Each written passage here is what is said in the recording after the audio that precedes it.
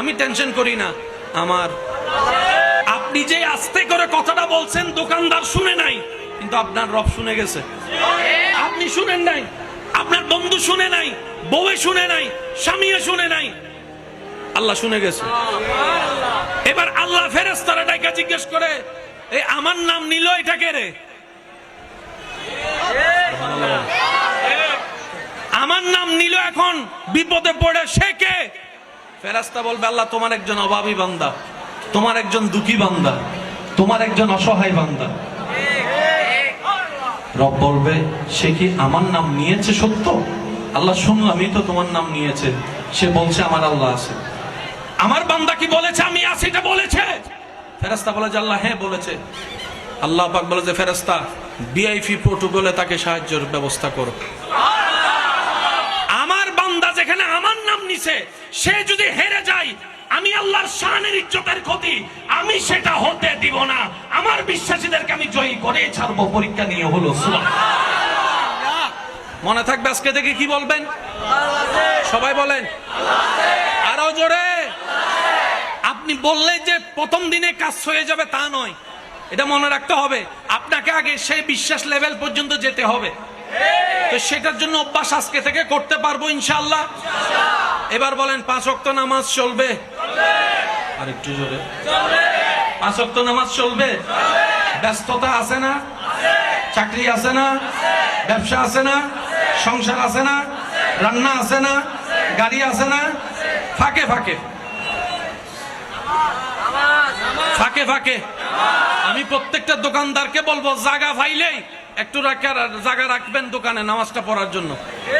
একটা কার্ড বানাবেন, এখানে লেখা দিবেন নামাজের বিরতি চলছে।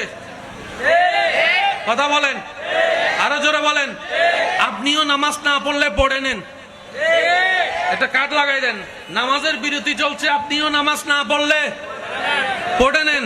এবার আপনি বলবেন ভাই বিধর্মী হলে, আমি বলবো বিধর্মীর জন্য এটা লিখতেও বলি নাই, কারণ বেশিরভাগ মুসলমান, তাই মুসলমানের জন্য লোক করতে বলেছি। কথা বলেন ঠিক কিনা? আর যদি দোকান আপনার বড় থাকে, একটু যাই নামাজের জায়গা একটু বাড়ান, 3-4 জন যেন বসতে পারেন। 4 জন যদি আপনার কর্মী থাকে, একজনকে পাহারায় বসান, 3 জন নামাজের মধ্যে দাঁড়ায় যান। ওই 3 জন উঠলে আবার একজন নামাজ পড়বে। দেখবেন ওই দোকানে বরকত কেমন আসবে, কোন জায়গা থেকে আসবে আপনি কল্পনাও করতে পারবেন না।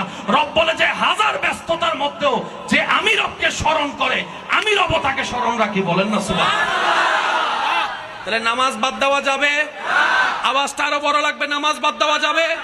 এবার আপনি বিভিন্ন কাজে আছেন, ব্যবসায় আছেন, চাকরিতে আছেন, গাড়িতে আছেন, যেখানেই আছেন, অবসর সময় লা ইলাহা ইল্লাল্লাহ জিকির করেন, সুবহানাল্লাহ জিকির করেন, আলহামদুলিল্লাহ জিকির করেন।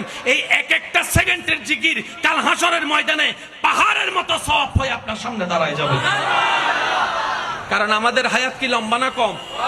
একটু শেষ ভালো যার সব ভালো তার জোরে বলেন, আমাদের হায়াত কি লম্বা না কম? এই কম হায়াতটাকে বেশিভাবে কাজে লাগানোর দরকার।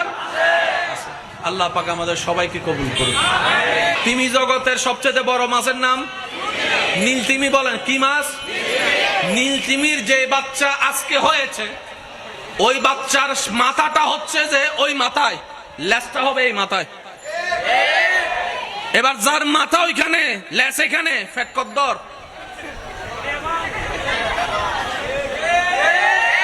মোটামুটি আমরা 50-60 জন মানুষ তার ফ্যাটের ভিতরে।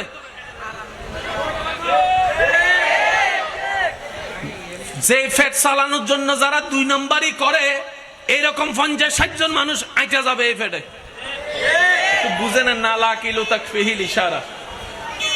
যারা পেট চালানোর জন্য 2 নম্বরই করি আমরা, আমাদের মতো 50-60 জন 100 জন মানুষ তার ফেটে। তিমি মাসের চাকরি বলেন না, চাকরি, ব্যবসা, পরিবার, পরিবার, পেট, খাবার। এত বড় তিমির পেট ভরার জন্য যদি আপনি তার একটা রুটি দেন, ইতে রুটি বেচা কি হো বুঝে